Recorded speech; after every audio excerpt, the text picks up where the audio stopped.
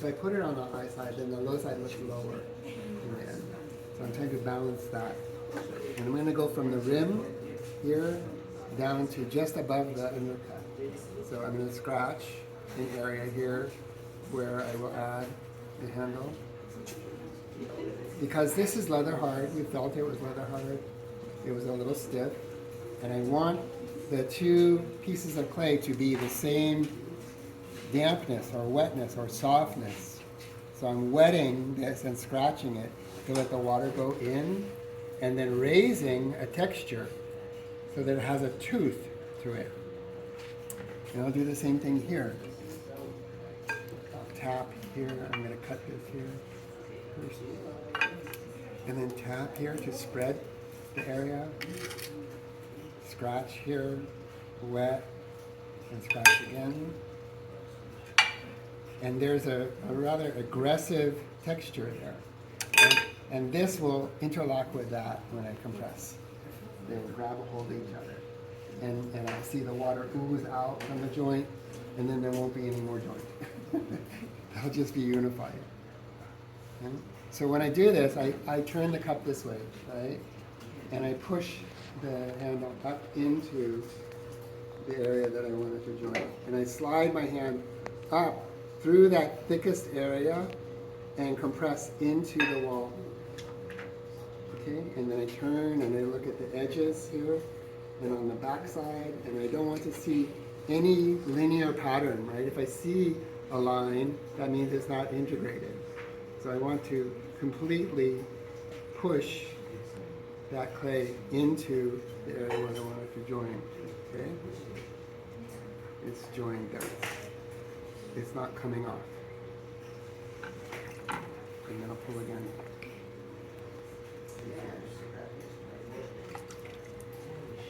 Now I want it to be as thin as the wall. So I have to pull quite a bit. And if it gets to be like there's a little bump down here, I'll take that off because that's extra weight that's not helping me. It would make this too thin and it would still be thick at the bottom.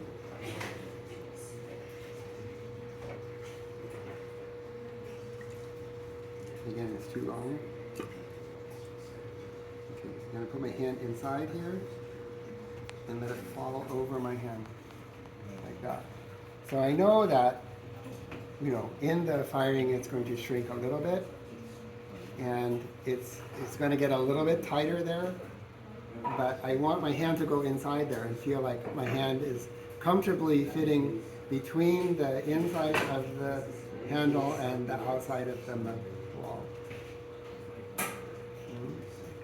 And it has this little tab here inside, and I'm going to compress that. Oops. Squeeze a little bit too hard there. I'll add a little bit of clay here. This is a little patch. It just tore through the wall. But I want this inside to be completely flat so that you don't see where the handle is coming from inside. It's only from the outside. So I'll do this a little bit first, bulking that up just a little bit so that it hangs on there. And then let it hang upside down here on the edge of the work table, like that. So that it keeps the shape, right? This one I'm going to do like the ear shape. So I'll use this one.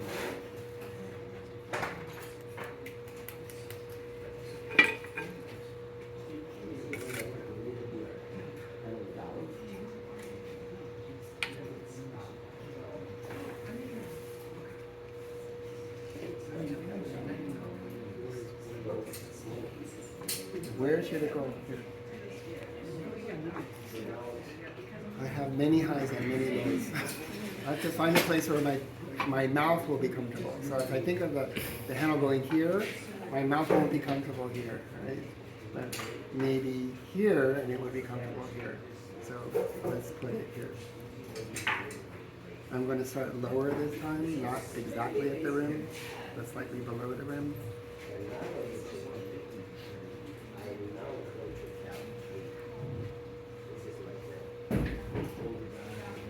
Hey Tom, when you're scratching the upper part, How come you're not also scratching the lower part or the bottom of the handle? Wetter here. Okay. Yeah, and all the water's falling down, right? The gravity's pulling the water. Okay. This way, now I have to tip it beyond the horizontal, right? So that it's at like a 45-degree angle in order for me to slide my finger here and get the top part of the ear formed right here. So it curves up and around.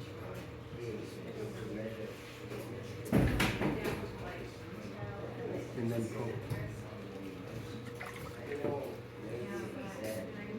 Oh, my rims are cracking today. Why? Because I'm brutalizing the form. I'm hitting it with a pine cone.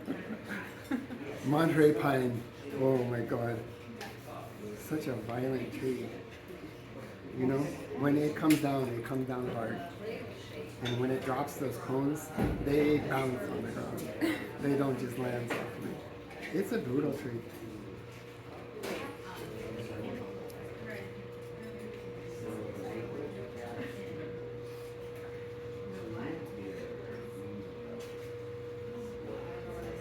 Put my hand to the side like that, and it falls over my hand.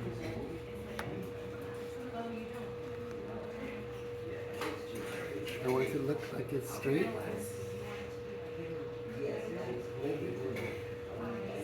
And then I can open it here so that my fingers can go in. And then I can flatten this, push this back towards the wall to get more space here at the top. But you know, all of this is possible because it's so compressed and so softened at the same time. It's the water that I introduced, but it's how I introduced the water. It wasn't just like slopping the water on and not squeezing it and making sure that it stayed in the shape. So I have some cracks, right? Here, a few little cracks at the rim, which I can repair now.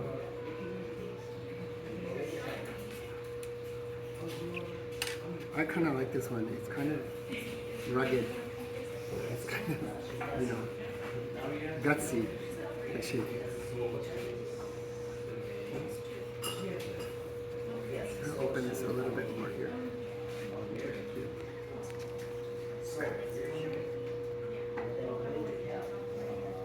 Last one. The last one, I'll just make a single finger handle halfway down the wall. So to do that, I'm going to pull this one thinner again. It doesn't have to be so long to just go around one finger.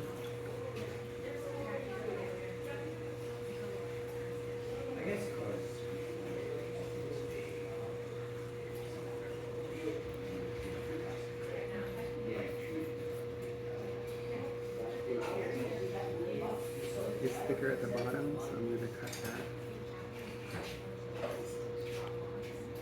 And leave part of this here. I keep wiping my hands before I touch the cup because I did a lot of work to make the form, but also the surface, and I like the surface, and I don't want to add too much wet, sloppy clay. No, that would change the feeling of the piece. Well, it's pretty obvious to me where I'm going to put this handle because I made this patch here and it's all bumpy and weird here. So I'll just put the handle right there and you won't see the patch from the outside.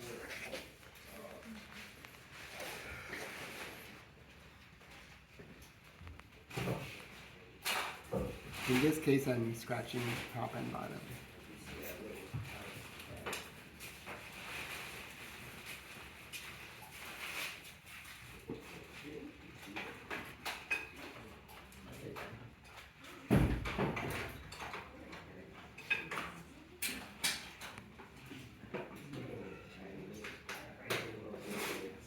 If you don't do this, you'll feel like you're compressing. It'll look like you're compressing, but later, as it starts to dry, it will separate. Because this is drying faster than the mug.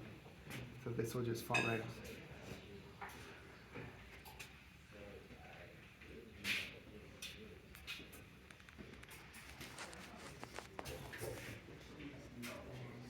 when I do this, I'm looking at the angle this is falling down from the center. I want it to fall straight down from the center. I don't want it to go left or right.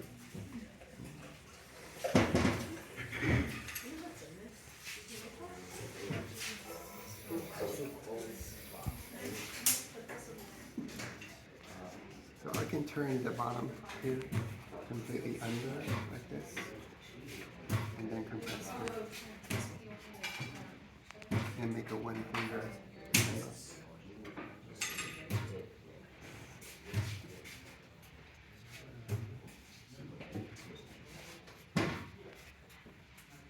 And then again, look at it and lift it up so it's slightly above the halfway vertical dimension, and then rest it here. Okay, then I can stamp, meaning here, right there at the base of the handle where the floor is. Use a different stamp for each one. I'm going to make another tablet today, and I really feel very, very embarrassed about having to do this 3 times, but I'll bring it to you. You don't have to come to me. Okay?